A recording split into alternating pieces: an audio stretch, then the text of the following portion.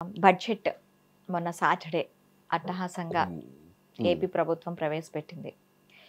ఈ మనకి ఒక్కసారి బ్యాక్ ఎండ్లోకి వెళ్దాం. అంటే ప్రీవియస్ బడ్జెట్స్ ఒక ఎక్కువ కాదు, 2023 నుంచి 2024, 24-25 తీసుకుంటే 23-24 బడ్జెట్ 14% ఎక్స్ట్రా చేసి 24-25 బడ్జెట్ 2,69,000 వరకు కూడాను మనకి పైచీలకు బడ్జెట్ ప్రవేశపెట్టడం అయింది.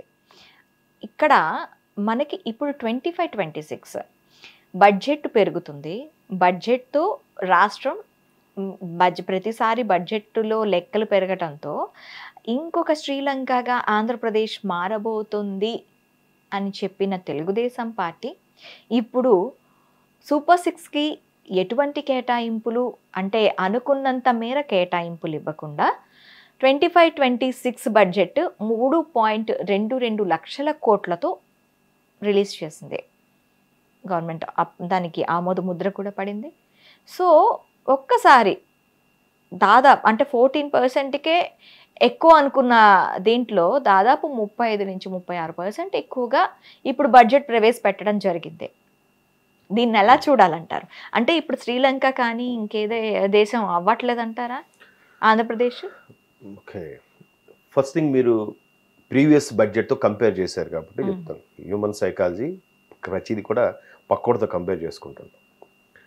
సో ప్రీవియస్ బడ్జెట్లో మీరు అన్నట్టు ఆ 2 lakhs చేంజ్ ఏదైతే బడ్జెట్ ఉందో దాంట్లో ఇప్పుడు ఆల్మోస్ట్ ఆల్ సెక్రటేరియట్లో 32 శాఖలు ఉంటాయి ప్రభుత్వ పరిధిలో. ఈ 32 శాఖలు కాకుండా దానికి మళ్ళీ సబ్ శాఖలు కూడా ఉంటాయి. వీటన్నిటికీ ఒక్కొక్క శాఖకి సంబంధించి కేటాయింపులు చేసుకుంటూ వెళ్తే మీరు అన్నట్టు 17% పెరిగిందో, 20% పెరిగిందో, 33% పెరిగిందో, what ever it may be, కేటాయింపులు ఒక్కొక్క దానికి జరగాలి. సో అలా జరగకుండా ఏం జరిగింది గత బడ్జెట్లో, గత ప్రభుత్వంలో కేవలం బడ్జెట్ రిలీజ్ చేయడం వరకే కేటాయించి మిగతాదన్నీ కూడా ఒకే వైపు మళ్లించారు. ఫైనాన్స్ శాఖ కింద కేటాయించారు సమ్మెక్స్, దాన్ని ఇటు నాది మళ్లించడం, పంచాయతీరాజ్ ఇటు మళ్లించడం, ఆఖరికి దేవుని హుండీలోంది కూడా తీసుకొచ్చి మళ్లించారు. దేనికి? కేవలం పథకాలకి, నవరత్నాలు అనే పథకాలకి గత ప్రభుత్వం కేటాయించడం జరిగింది. దేవుడి హుండీ కూడా అండర్లైన్ దిస్ మ్యాటర్. తిరుపతి హుండీలో ట్రిప్కి అన్నగారు వెళ్ళి దర్శనం చేసుకొచ్చి 700 కోట్లు, 800 కోట్లు, 1200 కోట్లు, మీరు కావాలంటే ఒక్కసారి లెక్కలన్నీ చూడొచ్చు. అవన్నీ తీసుకొచ్చి కేవలం పథకాలకే కేటాయించారు. అమ్మ ఒడి, నాన్నబడి, భరోసా, ఆ భరోసా, ప్రతిదీ, ఆటో డ్రైవర్, నాయి బ్రాహ్మణులకి, చర్చ్ ఫాదర్లకి, ఒకటి కాదు అందరికీ. సో మిగతా శాఖలకి కేటాయించినవి ఎక్కడ వేసిన గొంగలు ఎక్కడ అన్నట్టు అలాగే ఉండిపోయాయి కదా. సో ఇదంతా గత ప్రభుత్వంలో విధ్వంసం అనుకోవాలా, లేదంటే విచ్చలవిడితనం అనుకోవాలా, లేదంటే నిర్లక్ష్యం అనుకోండి, ఏదైనా కానీ పట్టించుకోవడం జరగలేదు. సంక్షేమమే పరమావధి అంటారు అంతే. సో అలాగ జరిగినప్పుడు ప్రజలకి, ఎస్పెషల్లీ వాటర్లకి కూర్చోబెట్టి తినరా అన్నట్టుగా చెప్పారు. పోనీ ఇంత జరిగితే ఈ అన్ని 4 సంవత్సరాల బడ్జెట్ని ఒకసారి వాళ్ళు తీస్తే, అంటే ఒకటి కరోనాలో పోయింది అవలేదన్నారు, ఈ 4 సంవత్సరాల బడ్జెట్ కూడా తీస్తే ప్రజలకి ఓన్లీ సంక్షేమం కింద 1,70,000 కోట్లు కేటాయించారని చెప్పారు. సో కాగ్ నివేదిక కానీ నీతి ఆయోగ్ వాళ్ళు కానీ వేరేనా ఇస్తే అవి చూసింది మాత్రం కేవలం 92,000 కోట్లు మాత్రమే ప్రజలకు రీచ్ అయ్యాయి. సో రిమైనింగ్ 78,000 కోట్లు ఏమయ్యాయి అనేది తెలియదు. మిగతా శాఖలు కూడా దీనికే డైవర్ట్ చేశారన్నారు. అలాగే లిక్కర్, ఇసుక, ఇవన్నీ కూడా మోనోపలిగా ఒకటికే కేటాయించడం జరిగింది. That without UPI, without QR code, without swiping, ఏమీ ఆన్లైన్ ట్రాన్సాక్షన్ ఏమీ లేకుండా ఓన్లీ క్యాష్ అండ్ క్యారీతోనే జరిగాయి. వాటన్నిటికీ లెక్కలు లేవు, ఒక జిఎస్టీ లేదు, ట్యాక్స్ లేదు, ఏమీ లేదు. ఈ అంత సొమ్ము కూడా ఎటు వెళ్ళిందంటే బిగ్గెస్ట్ క్వశ్చన్. సో ఇవన్నీ ఎందుకు చెప్తున్నానంటే గత బడ్జెట్తో మీరు కంపేర్ చేశారు కాబట్టి ఆ బడ్జెట్ని అసలు తలుచుకోవద్దు. తలుచుకుంటే మళ్ళీ మనకే పూనకాలు వచ్చేస్తాయి, భయంకరంగా ఉంటుంది. ఇకపోతే ప్రజెంట్ బడ్జెట్ మీరు అన్నట్టు 3.22 లక్షల కోట్ల బడ్జెట్ ప్రవేశపెట్టారు. సో ఇక్కడ కూటమి ప్రభుత్వం వచ్చి ఆల్మోస్ట్ 8 నెలలు 9 నెలలు అవుతుంది. వీళ్ళు మొదటి నుంచి కూడా అభివృద్ధి రెవెన్యూ జనరేటరు, అభివృద్ధి, రెవెన్యూ జనరేట్ చేయాలి, అమరావతిని రాజధానిగా కాపాడుకోవాలి అనే కాన్సెప్ట్లోనే ముందుకెళ్తున్నారు. ఒకవైపు విపక్షం వాళ్ళు, ప్రతిపక్షం అని కూడా అనకూడదు ఎందుకంటే ప్రతిపక్ష హోదా లేదు కాబట్టి, ఈ విపక్షం వాళ్ళు ఎవరికి వాళ్ళు ఇంకా దాడి చేస్తున్నప్పటికి కూడా వాళ్ళని ఏమీ పట్టించుకోకుండా వీళ్ళ పని వీళ్ళు చేసుకెళ్ళిపోతున్నారు. దావోస్ వెళ్ళారు, సింగపూర్ వెళ్ళారు, ఇంకొకటికి వెళ్ళారు, యుఎస్ వెళ్ళారు. ఎన్ని పెట్టుబడులు వచ్చాయి? లెట్ కంప్లీట్ అలా వెళ్ళారు, వచ్చాయని అంటున్నారు. ఇంకా దానికి పేపర్ మీదే ఉంది కానీ దానికి ఆచరణ వరకు ఇంకా రాలేదని మొదలు పెట్టారు. ఓకే మీరు అన్నట్టు. ఇకపోతే నిన్న బడ్జెట్ ప్రసంగంలో కూడా పయ్యావుల కేశవ్ గారు ఏమని ఎత్తుకున్నారు తెలుసా? రెండో ప్రపంచ యుద్ధం జరిగినప్పుడు హిరోషిమా నాగసాకియా మీద ఏదైతే బాంబు దాడి జరిగిందో అటువంటి జపాన్ దేశం కూడా అమెరికా పెద్దన్న దేశంకు ధీటుగా టెక్నాలజీ పరంగా అభివృద్ధి పరంగా మళ్ళీ నిలబడగలిగిందంటే ఆ మానసిక స్థైర్యము, ఆ ధైర్యంతోనే మరల ముందుకొచ్చింది. ఇక్కడ ముఖ్యమంత్రి గారు ఇచ్చిన నాకు సూచన ప్రకారం మరలా అదే ధైర్యంతో నేను బడ్జెట్ రాయడం మొదలు పెట్టానని చెప్పాడు. చెబుతూనే ప్రతిదీ మైనస్సే, ప్రతిదీ లోట్లోనే ఉంది. అవును, ఏది కనీస మౌలిక సదుపాయాలు అంటే తాగునీరు గాని, సాగునీరు గాని, రోడ్లు విషయంలో గాని దేనికి కూడా ఎక్కడ ఏమీ కేటాయించలేదు. ఈవెన్ ప్రశాంత్ కిషోర్ గారు కూడా జగన్మోహన్ రెడ్డి గారికి స్టాటికల్ మేనేజర్ గా చేసినప్పుడు కూడా ఆయన అదే చెప్పాడంట, ముందు మీరు రోడ్స్ వేయండి, రోడ్స్ వేసి ఒక్కొక్కటి చెప్పాడంట. రోడ్స్ తర్వాత నెక్స్ట్ ఒక్క సంక్షేమమే కాదు మిగతా వాటికి కూడా కేటాయించి అని చెప్తే వీళ్ళు పట్టించుకోలే, నా సంక్షేమంతో నిలుస్తుంది. బట్ ఆయనకి ఏదో క్లాష్ వచ్చింది, బయటకు వచ్చేసాడు. సో ఇక్కడ ఆ ఎగ్జాంపుల్ ఎందుకు చెప్పారంటే కనీసం రోడ్లు కూడా వేయలేని పరిస్థితి వచ్చింది. ఇప్పుడు ఈ ప్రభుత్వం ఏం చేశారంటే ముందు మొన్న నవంబర్ వరకు 7,000 కిలోమీటర్ల రోడ్లు మరమ్మతులు చేశారు. అవునా? అదే రోడ్ల మీద వర్షం పడితే ఇప్పుడు నాట్లేయడానికి రెడీగా ఉన్నామని చెప్తున్నారు, ఒప్పుకుంటాను. అయితే ఇది పవన్ కళ్యాణ్, డిప్యూటీ సీఎం పవన్ కళ్యాణ్ గారు అరకు పాడేరు వెళ్ళినప్పుడు అక్కడ రోడ్ల పరిస్థితి చూసి అక్కడ వేసినప్పుడు, సో ఈ మిగతా వేసిన రోడ్లన్నీ కూడా వదిలేసి, ఎలాగో అది కొండ ప్రాంతం కదా, అది ఇప్పుడు కాంట్రాక్టర్లు ఎవరైతే ప్రభుత్వ శాఖ అధికారి, మంత్రో అధికారో, చీఫ్ సెక్రటరీ లేదా పర్సన్ దాన్ని ప్రిన్సిపల్ సెక్రటరీ అంటారు, వాళ్ళు ఉండే బిల్లు టెండర్ ఇస్తే ఇస్తారు. దాని తర్వాత కాంట్రాక్టు వాడు కొంత మిగిల్చుకోవాలని కింద సూపర్వైజరు, దాని కింద మేస్త్రులు, వీళ్ళందరూ ఆమ్యామ్యాలు కొంత ఉంటాయి. సో ఇట్లా వేస్తున్నప్పుడు అక్కడ కొండ ప్రాంతం వాడి దగ్గర కొన్ని దగ్గరలో మీరు అన్నట్టు నాట్లు వేసుకునే పరిస్థితి కూడా, రోడ్లు వేసా కూడా మళ్ళీ నాట్లు వేసే పరిస్థితి వచ్చింది కొన్ని ప్రాంతాల్లో. రోడ్లు వేసిన తర్వాత కూడా వచ్చి ఇప్పుడు ఈ వచ్చి 6-7 నెలలకే రోడ్లు పాడైపోయేంత హీన స్థితిలో రోడ్లు వేస్తూ ఉంటే గవర్నమెంట్ ఎందుకు కళ్ళు మూసుకొని కూర్చుంది? మరి అదే కదా, ఇక్కడ సగటు ఓటర్కి, సగటు టీడీపీ కార్యకర్త, కూటమి కార్యకర్తకు కూడా కడుపు మండేది ఇక్కడే. విషయం ఏంటంటే 3 నెలల కిందట డిప్యూటీ సీఎం పవన్ కళ్యాణ్ గారు ఒక గుంటూరులోనో ఎక్కడ ఏదో జిల్లాకి వెళ్ళి అక్కడ ఎస్పీ మీద సీరియస్ అయ్యారు. ఆ న్యూస్ మనం చూసాం, పక్కన పెట్టండి. మదనపల్లిలో ఆర్డీఓ ఆఫీసులో ఫైల్స్ స్టోర్ రూమ్ కాలిపోయింది, ఓన్లీ ఫైల్ స్టోర్ రూమ్ కదా. అది కాదు ఫైల్ స్టోర్ రూమ్ లో కాలిపోతాయి, ఎందుకంటే ఫైల్సే కాబట్టి మెయిన్ కాదు అది, అవన్నీ కూడా భూపత్రాలకు సంబంధించిన కబ్జాకు చెందిన పత్రాలు ఉండే స్టోర్ రూమ్ అది. అవును, కబ్జాలు మళ్ళీ రీసెంట్ గా మళ్ళీ చేసుకోవాలి, మళ్ళీ కబ్జాలు చేసుకోవాలంటే ఈ కబ్జాల పేపర్లు ఉండకూడదు కదా. సో ఆటోమేటిక్ అలా ఎందుకు అనుకుంటారు? గత కబ్జాలని కూడా మాఫీ చేయడానికి వీళ్ళు సృష్టించుకున్న పత్రాలే ఒరిజినల్ చెప్పుకోవడానికి అక్కడ కూడా లేకుండా చేస్తేనే కదా ఈ ఒరిజినల్ చెప్పడానికి అవుతుంది. మరి స్టోర్ లో ఉన్నవి కాల్ చేస్తేనే కదా వీళ్ళ దగ్గర ఉన్న ఒరిజినల్ చెప్పడానికి అవుతుంది. అదేనండి నేను అంటున్నా, స్టోర్ లో ఉన్నవి కాల్ ఇప్పుడు అలాంటప్పుడు ఆ ప్రభుత్వం ఉన్నప్పుడే కాల్ చేయాలి. ఈ ప్రభుత్వం వచ్చిన తర్వాత కాలే స్టోర్ రూమ్ లో పేపర్లు అంటే ఏంటి అర్థం? అదే చెప్తాను, మీకు ఎలా అర్థమైందో తెలియదు కానీ నాకు అర్థమైంది ఏంటంటే సెక్రటేరియట్ లో కూడా 2 నెలల గవర్నమెంట్ ఫామ్ అయిన 2 నెలల తరువాత కూడా కొన్ని ఫైల్స్ మాయమయ్యాయి. ఇప్పుడు సగటు సగటు ఓటరు మీకు అర్థమవుతుందా? సగటు కూటమి కార్యకర్త మండిపడేది కూడా ఇక్కడే. అసలు ఎందుకు వీళ్ళు చర్యలు తీసుకోవట్లేదు? ఇప్పటికీ గత ప్రభుత్వం నేను అడుగుతున్నా, కూటమి ఇదే కాదు, సెక్రటరియేట్ అంటే సెక్యూర్డ్ గా ఉండాల్సిన ప్లేస్ లో ఫైల్స్ మాయమయ్యాయి అంటే అంత దీన స్థితిలో ఉందా సెక్యూరిటీ వ్యవస్థ? ఆ ఫైల్స్ ఎప్పటి ఫైల్స్ అవి, అది మీరు క్వశ్చన్ చేయట్లేదే. ఏదైనా సరే అది ఎప్పటి ఫైల్స్ అనే దానికన్నా సెక్యూరిటీ బలమైన, అదే చెప్తున్నాను. ఇప్పుడు ప్రతిదానికి రాజు అనేవాడు, ముఖ్యమంత్రి అనేవాడు గ్రౌండ్ లెవెల్కి వెళ్ళి చూడడం. గ్రౌండ్ లెవెల్ వెళ్ళి చూడక్కర్లేదు, దాని మీద తక్షణ కర్తవ్యం, తక్షణ చర్యలు తీసుకోవాలి. అదే అంటే నేను మీకు ముందు ఇవన్నీ చెప్పే ముందే, మీరు ఈ క్వశ్చన్ వేయక ముందే నేను 2-3 ఎగ్జాంపుల్ చెప్పాను. పవన్ కళ్యాణ్ ఒక ఎస్పీ మీద సీరియస్ అయ్యారని, లోకేష్ అయితే ఒక అధికారి మీద సీరియస్ అయ్యారని.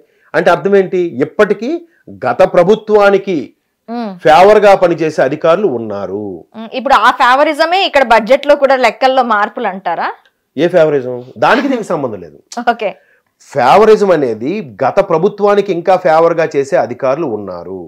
ఇప్పుడు రోడ్లు ఏంటంటే రోడ్లు నాట్లేసే స్థితికి వచ్చాయి అంటే ఇప్పుడు గత ప్రభుత్వానికి సంబంధించిన మనుషులే ఉన్నారు.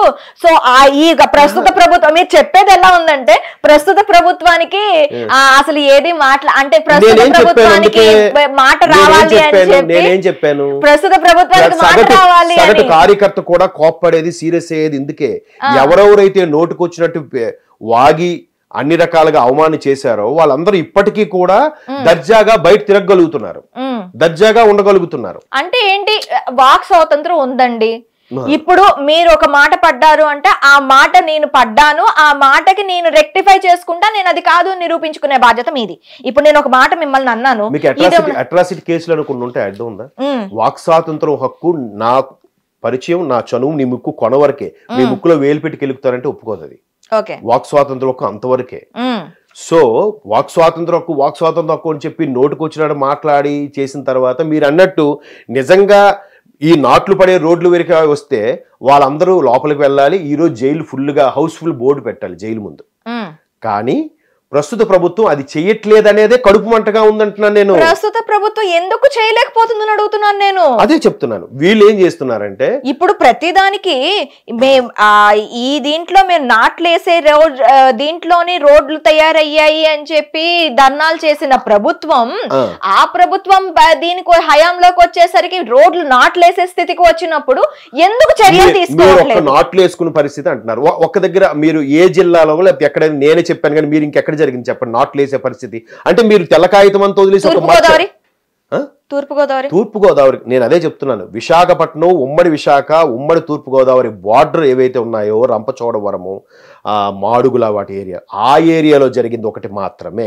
మిగతా ఎక్కడ జరిగాయి చెప్పండి? తర్వాత మొన్న ఫిబ్రవరికి జరిగింది. ముందు చూపించిన ఎగ్జాంపుల్స్ కూడా అక్కడే చూపించారండి, ఇంకెక్కడా చూపించలేదు. చెప్తున్న ఆన్సర్ ఏంటి? మీరు ఇందాక నుంచి నాటులు అనేది ఒక్క జిల్లాయే. అది కూడా మీరు చెప్పక ముందే నేను చెప్పాను. ఇంకోటి కూడా చెప్పండి, ఇది ఒకటేనా, ఇంకో లేదా అని చెప్పండి. అంత కాన్ఫిడెన్స్ గా చెప్పగలండి? తూర్పుగోదావరి, విశాఖపట్నం ఉమ్మడి జిల్లా కాకుండా మిగతాది కూడా అదే కాన్ఫిడెన్స్ గా చెప్పగలండి నాట్లు వేసినట్టుగా? ఈ రెండు జిల్లాలు నేను అదే అంటున్నాను. మీరు తర్వాత మొన్న ఫిబ్రవరికి వరకు జరిగింది, వాళ్ళు ప్రెస్ నోట్ కూడా రిలీజ్ చేసింది ఏంటంటే 17,200 కిలోమీటర్ల వరకు రోడ్లు వేయడం జరిగింది. ఓకే, దీనికి సంబంధించి బార్డర్ లో ఉండేవి ఏది, ఛత్తీస్గఢ్ ఆంధ్రప్రదేశ్ బార్డర్ కానీ, ఒరిస్సా ఆంధ్రప్రదేశ్ బార్డర్ లో కానీ, వీటన్నిటికి కూడా బాగానే జరిగాయి. అవన్నీ కూడా మొన్న సంక్రాంతికి వెళ్ళి వచ్చిన వాళ్ళని ఎవరినైనా అడగండి, ప్రశ్నించండి. మీరు ఒక్క తూర్పుగోదావరి, విశాఖ ఉమ్మడి ప్రాంతం ఏదైతే ఉందో ట్రైబల్ ఏరియా, దాన్ని పట్టుకొని ఎగ్జాంపుల్ చెప్పండి. మచ్చ పట్టుకొని అదంతా చెప్తున్నారు. ముందు వచ్చి రాట్లేయడానికి రెడీ అయ్యారు గత ప్రభుత్వంలో. ప్రతిసారి బడ్జెట్ టైంలో రంపచోడవరం కానీ, ఇప్పుడు ఎవరు వేయడానికి వచ్చారండి? ఎవరు వేయడానికి వచ్చారని చెప్పండి. తూర్పుగా ఇవి జనసేన కార్యకర్తలు కానీ, లేకపోతే తెలుగుదేశం కార్యకర్తలు కానీ, వాళ్లే కదా రోడ్డు మీదకి వచ్చింది. ఇగో ఇక్కడ ఇప్పుడు ఎందుకు రావట్లేదు? ఇప్పుడు ఎందుకు ఆ ప్రాంతాల్లో రోడ్లు బాగున్నాయి అంటారా? ఇప్పుడు బాగున్నాయా? నేను అడిగిన క్వశ్చన్ ఏంటి? నేను అడిగిన క్వశ్చన్ మీరు చెప్పండి ఫస్ట్. మీరు చెప్పక ముందే విశాఖ బెల్ట్ లో ఎప్పుడు రోడ్ల సమస్య ఉంటుందండి. దాన్ని ప్రతి సంవత్సరం గత ప్రభుత్వ హయాంలో అయితే బాగా హైలైట్ చేసి చూపించారు. అక్కడ రోడ్లు పాడైపోవడానికి మెయిన్ రీజన్ ఏంటంటే అక్కడ భూమి సారం. అది ఎప్పుడు మాట్లాడరు, ఏ ప్రభుత్వంలోనే మాట్లాడరు. అక్కడ భూమి సారం బాగోక కింద నుంచి భూమి గుల్లగా అయిపోయి రోడ్లు పాడైపోతున్నాయి. దీని గురించి శాశ్వత పరిష్కారం, దాని గురించి ఏ ప్రభుత్వం ఆలోచించట్లేదు. ఎందుకు ఆలోచించట్లేదు అంటారు? అదే ఓకే, ఇది అన్నారు బాగుంది. అంతేగా నేనేమంటున్నానంటే మీరు ఒక్క మొలక లేచిందంటే ఒకటే పట్టుకుని అదే తిప్పి అడుగుతున్నారు. మీకు అర్థమవుతుందా? ఇంకా వేరే ఇప్పుడు మాట్లాడింది బడ్జెట్ కోసం. yes బడ్జెట్ లో ఏ జరిగినా ఏవే కేటాయించారనే దాని గురించి క్వశ్చన్. మీరు ఇన్ని రోడ్లు వేశారు నాణ్యత కోసం, నాణ్యత మీరు సంక్రాంతికి వెళ్లే వాళ్ళు, నేను ఐఎమ్ ద బెస్ట్ ఎగ్జాంపుల్. ఇంతకు ముందుకి సంక్రాంతికి నేను కూడా బై రోడ్ కారులో వెళ్ళిన వాడిని, ఇప్పుడు బై రోడ్ కారులో వెళ్ళిన వాడిని. మీరు నేషనల్ హైవేస్ మళ్ళీ చెప్పకండి, నేను చెప్పేది రూరల్ ఏరియా గురించి. రూరల్ ఏరియా గురించి కూడా చెప్తున్నాను నేను. లాస్ట్ టైం అంటే ఒక 3 years బ్యాక్ మా ఫ్రెండ్ వాళ్ళు రోడ్లు బాగాలేక వాళ్ళు గతుకుల వల్ల వాళ్ళ ఫాదర్కి ఈ బ్యాక్ సీట్లో కూర్చున్నప్పుడు హ్యాండిల్ ఉంటుంది కదా, అది తగిలేసి చాలా అన్కాన్షియస్ అయిపోయాడు. అఫ్కోర్స్ అక్కడికి ఇంకో 6 నెలల్లో చనిపోయాడు కూడా. సో దాన్ని కూడా రోడ్ల వల్లే చనిపోయారు అనే దాకా కూడా హైలైట్ చేశారు. నేనే చెప్తున్నాను కదా. నేనేమంటున్నానంటే ఒక తెల్ల కాగితం మచ్చ పట్టుకొని తెల్ల కాగితంతో వదిలేస్తున్నారే. సరే 17,000 కిలోమీటర్లలో 17,000 కిలోమీటర్లు అసలు లేదు కదా. గుడ్డి కన్నా మెలనేమనండి. అసలు గత ప్రభుత్వంలో అసలు ఏం లేదు. ఎక్కడ ఒక రోడ్డు వేసారు చూపించండి, అది ఎందుకు మాట్లాడరు? అరే గుడ్డి కన్నా మెలనేం ఏదో జరుగుతుందిరా అనంటే అది ఆలోచించకుండా అసలు ఏం చేశారు. ఒకటి సింగిల్ లైట్ లోనో 2 సంవత్సరాలు కరోనా అయినా కూడా సంక్షేమ పథకాలు ఇంటికి వెళ్ళాయి, రేషన్ సామాన్లు ఇంటికి వెళ్ళాయి. ఇప్పుడు ఎలా ఉంది? ఇప్పుడు రేషన్ దుకాణం ముందు నిల్చోలేదా లైన్లో? ఇప్పుడు నేను చెప్పబోతున్నాను పథకాల గురించి మీరు మాట్లాడుతున్నారు కాబట్టి. ఇంటికి వెళ్ళాయి అంటున్నారు కదా, 6 పర్టికులర్ డేట్ మెన్షన్ చేస్తాడు, ఏదర్ 1 or 2 తేదీల్లో. ఆ టైంకి కానీ ఇంట్లో లేకపోయినా వాళ్ళు చావు కార్యమో శుభకార్యమో పక్క ఊరు వెళ్ళినా ఇంకా మళ్ళీ నెక్స్ట్ వెళ్ళి తీసుకొచ్చే స్కోప్ లేదు. ఇదే ఇంటింటికి వెళ్ళే కాన్సెప్టు మిగతా రాష్ట్రాలకి బుర్ర లేక లేకపోతే వాళ్ళకి తట్టక చెప్పండి. తెలంగాణలో ఎందుకు పెట్టలేదండి? మహారాష్ట్రలో ఎందుకు పెట్టలేదండి? తమిళనాడులో ఎందుకు పెట్టలేదండి? వాళ్ళకి బుర్రలు లేవా? గత ప్రభుత్వం వాళ్ళకే బుర్రలు ఉన్నాయా?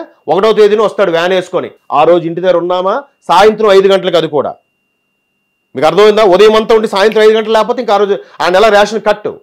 ఈవెన్ పెన్షన్స్ కూడా 1వ తేదీని వెళ్తేనే పెన్షన్, పొరపాటున వాడు అవుట్ ఆఫ్ స్టేషన్ అయితే నో పెన్షన్. మా దగ్గర ఉన్న ఆఫీసుల్లో హౌస్ కీపింగ్ వాళ్ళు, లైలీ లేబర్ వాళ్ళు పెన్షన్స్ కోసం కంపల్సరీగా 1వ తేదీ సెలవు పెట్టుకుని ఊరు వెళ్ళేవారు అక్కడ పెన్షన్స్ కోసం. మీకు అర్థమవుతుందా? ఈ మైనస్లు ఎందుకు మాట్లాడరు? ఇంటికి వెళ్ళిందంటే పైగా వాడి ఇంటికి వెళ్ళింది ఏంటంటే వెహికల్ ఖర్చు. వాడు ఆ రోజు ఎవరో రేషన్ తీసుకోలేదు అనుకోండి, వాడు సినిమాకి వెళ్ళాడో షికార్కి వెళ్ళాడో పక్క ఊర్లో వాళ్ళ తాలూకా వాడు చనిపోతే ఊరు వెళ్ళాడో ఇంకా ఆడికి రేషన్ లేదంట. ఆ మిగిలిన ఏం చేశాడంటే వాడు ఆ వెహికల్ ఖర్చు ఎక్కడదండి? ఇవన్నీ మాట్లాడరే. అంటే మిగతా వాళ్ళకి థాట్ రాదా? వీళ్ళకి వచ్చిన థాటే సూపరా? వస్తాయి. ఇప్పుడు తెలంగాణలో కూడా 1 నుంచి 15వ తేదీ వరకు రేషన్ తీసుకోవచ్చు. ఒక్కొక్కరికి ఎప్పుడైనా అవకాశం. ఒకటికి సండే వీక్ ఆఫ్ ఉండొచ్చు, ఒకటికి మండే వీక్ ఆఫ్ ఉండొచ్చు. ఎవరికి ఎప్పుడు అవకాశం, ఒకటి ఉదయం అవుతుంది, ఒకటి సాయంత్రం అవుతుంది. లేదు 1వ తేదీన సాయంత్రం 5కి వస్తేనే ఇస్తాను, లేకపోతే లేదంటే ఎంతమందికి ఇచ్చినట్టు రేషన్? అలాగైతే దీన్ని ఇంటి వరకు వచ్చిందని మీరు కంఫర్ట్ గా మాట్లాడుతున్నారు. ఇంటి వరకు వచ్చింది. ఇప్పుడు రేషన్ ప్యాక్ ఇది ఎలా లైన్లు ఉన్నాయో గత అంటే వైసీపీ ప్రభుత్వం కాదు, ఇంతకు ముందు రేషన్ షాపుల్లో వెళ్ళి మేము కూడా రేషన్ షాపుల్లోకి వెళ్ళి రేషన్ తీసుకున్న వాళ్ళమే. పలానా టైం, ఈ టైంలోనే, ఈ టైం నుంచి ఈ టైం వరకే రేషన్ దుకాణం తెరిచి ఉంటుంది, ఆ టైంలో కిరోసిన్, ఆ టైంలో పంచదార ఇస్తున్నారంట అని చెప్పి అప్పుడు నిజంగానే ఆ వెసులుబాటు ఉండేదా? అంటే ఎప్పుడు వెళ్తే అప్పుడు, అంటే 9 to 5 గవర్నమెంట్ జాబ్ లాగా వెళ్ళి వాళ్ళు కూర్చొని కిరోసిన్ ఎగ్జాంపుల్ చెప్పారంటే మీరు ఈ మధ్యకాలంలో అసలు వెళ్ళలేదన్నమాట. ఈ 10-15 ఏళ్ళు మీరు కిరోసిన్ ఇవ్వడం మానేసి సుమారుగా 20 ఏళ్ళు అవుతుంది. కాదు, నేను ఎగ్జాంపుల్ గత ప్రభుత్వాలు ఇంకా ముందుకు వెళ్ళి చెప్తున్నాను. ఈ టైంలోనే వస్తే, ఈ టైంలోనే రేషన్ షాప్ కి వస్తే మేము రేషన్ ఇస్తాము. అవును, దానికి కొన్ని డేట్స్ ఉన్నాయి కదమ్మా. ఇంట్లోనే మరి అదే నేను తెలుగులో చెప్పాను తల్లి, దానికి కొన్ని డేట్స్ ఉన్నాయి కాబట్టి ఇప్పుడు ఉదయం ఇక్కడ కూడా రేషన్ షాప్ ఏంటంటే ఉదయం 9 నుంచి 11 వరకు, మళ్ళీ సాయంత్రం 5 నుంచి 8 వరకు. ఏ రేషన్ షాప్కైనా వెళ్ళండి, జాతీయ ఉత్పత్తి పంపిణీ పథకం అని ఉంటుంది, దానికి ఒక సీరియల్ నెంబర్ ఉంటుంది. మీరు ఎక్కడైనా చూసుకోండి. ఉదయం ఈ కొన్ని గంటలు, సాయంత్రం కొన్ని గంటలు, 1 నుంచి 15 తేదీలోపు ఎప్పుడైనా వెళ్ళొచ్చు. క్లియర్? ఓకే, అది నేను ఇప్పుడు కొత్తగా పెట్టిన ఇది ఏది ముందు నుంచి ఉన్నది ఇదే. ఏదైతే గత ప్రభుత్వం 19 నుంచి 24 మధ్యలో ఏపీ ప్రభుత్వం ఏదైతే ఇంటికెళ్ళి ఇస్తున్నామని చెప్పి గొప్పలు పోయారో దాంట్లో ఉండే లోటుబాట్లు మైనస్లు నేను చెప్తున్నాను. నేను అది కూడా మీరు అనొచ్చు, మరి ముసలి వాళ్ళు కదలలేని వాళ్ళకి హ్యాపీ కదా. మీరు 1% తీసుకొని మిగతా 99% గురించి ఆలోచించరే? ఆ 1%కి ఫేవర్ అవుతుంది, ఓకే. What about 99%? అది ఆలోచించాలి కదా. సో ఇక్కడ కూడా రోడ్ల విషయంలో కూడా కొన్ని దగ్గరలో మీరు అన్నట్టు ముందు రోడ్డు వేసేటప్పుడు సారవంతంగా చేస్తారు. నెక్స్ట్ ఇంకో చిన్న ఎగ్జాంపుల్ చెప్తా. కింద స్థాయివాడు కక్కుర్తి పడితే ఆ అధికారికో లేదంటే ఆ పై వాడికో సమస్య లేదు, కానీ దానికి కూడా ఆడిట్ చేస్తారు. ఇప్పుడు మొన్న లడ్డు వ్యవహారమే తీసుకోండి. కింద స్థాయి వాడు ఎవడో టీటీడీ ఉద్యోగి కక్కుర్తి పడ్డాడు. వాడు కల్తీ నెయ్యో కొవ్వును నెయ్యో గాడిద గుడ్డు నెయ్యో ఏదో వాడాడు. గత ప్రభుత్వం హయాంలో జరిగిందని చెప్పి ముఖ్యమంత్రి చంద్రబాబు నాయుడు గారు అనౌన్స్మెంట్ ఇచ్చారు. సో గత ప్రభుత్వం వాళ్ళు ఏం చేయాలి? ఆడు ఎవడైనా సరే ఎదవ అయితే, ఆడు మా పార్టీ వాడైనా ప్రభుత్వ ఉద్యోగి అయినా వాడిని శిక్షించండి. మేము ఆ తర్వాత అందులో ఏం లేదు, అంత బానే ఉంది. సబ్జెక్ట్ అందులో నెయ్యిలో ఉందో లేదో సబ్జెక్ట్ కాదు ఇక్కడ ఎగ్జాంపుల్. అదే మీరు జాగ్రత్త క్యాచ్ చేయట్లేదు. ఎగ్జాంపుల్ అనేది కింద స్థాయి కక్కుర్తి పడే దాని గురించి మాట్లాడుతున్నాను. మీరు మళ్ళీ నెయ్యి వైపు తీసుకెళ్లిపోతున్నారు టాపిక్. ఇప్పుడు టాపిక్ నెయ్యి కాదు. సో అది ఇప్పుడు మొన్న ముత్యాలమ్మ గుడి దగ్గర ఒక దుర్మార్గుడు వచ్చి కాలుతో తన్నాడు. ఆ మైనారిటీ వాళ్ళు వెంటనే వాళ్ళు మీటింగ్ పెట్టి ఏం చెప్పారు? వాడు మా ముస్లిం మతం వాడైనా ఇలాంటి పనులు చేయడం కరెక్ట్ కాదు, వాడిని శిక్షించండి అని చెప్పి స్టేట్మెంట్ ఇచ్చారు. ఎవలేదా? ఇచ్చారు కదా. ఇక్కడ కూడా వాడెవడైనా సరే అని చెప్పొచ్చు కదా. అలా చెప్పలే. కల్తీ జరగలేదు, మేమేం తప్పు చేయలేదు, ముఖ్యమంత్రి జగన్మోహన్ రెడ్డి అప్పుడు ముఖ్యమంత్రిగా ఉన్నప్పుడు ఏం చేయలేదు అని చెప్పి ఆంబటి గారు అవన్నీ అవసరమా? ఇక్కడ కూడా ఆడెవడో ఏదో పని చేశాడండి, మా తెలియదు, మా పేరు వాడుకొని జగనన్న పేరు వాడుకొని చేశాడని ఒక మాట అనిస్తే అయిపోయిందిగా. అలాగే ఇక్కడ కూడా కింద స్థాయిడో లేదంటే కాంట్రాక్టరో సూపర్వైజరో మేస్త్రియో ఎవడో కరుకుడు పడచ్చు. దానికి ఏంటంటే మీరు అన్నట్టు సైంటిఫిక్గా కొండ ప్రాంతము కొండ చర్యలు విరిగిపడే ప్రాంతాల దగ్గర భూమి కొంచెం దాన్ని ఏమంటారు మట్టి కూడా వసులుగా ఉంటుంది, జరిగిపోతుంది. భూసారం టెస్ట్ చేసే అక్కడ సీసీ రోడ్డు వేయాలా లేదా తార్ రోడ్డు వేయాలా, లేదు ఆల్మోస్ట్ వాళ్ళకి 5 feet కాంక్రీట్ వేసి అప్పుడు సీసీ రోడ్డు వేయాలా అనేది ఒక లెక్క ఉంటుంది. వీళ్ళు ఏం చేశారంటే దానికి కూడా నేను ఇలాగే మీరు ఏదైతే మాట్లాడితే అలా మాట్లాడి ఒరిజినల్ బయటకు వస్తుందో అప్పుడు నేను కూడా మేము మిత్రులు మాట్లాడుకున్నప్పుడు ఒక టీడీపీ అధికార ప్రతినిధితో ఇలాగే మాట్లాడాను. సార్ మీరు ఎంత రోడ్లు వేసారన్నారు కదా, మరి మొలకలు వచ్చాయని మీరే అప్పుడు అన్నారు, ఇప్పుడు మళ్ళీ మొలకలు వస్తున్నాయంట కదంటే, సార్ డిప్యూటీ సీఎం గారు వెళ్తున్నారని ఆగ మేఘాల మీద వేసాము, అది ఇంకా పూర్తి స్థాయిలో కంట్రోల్ చేయలేదు.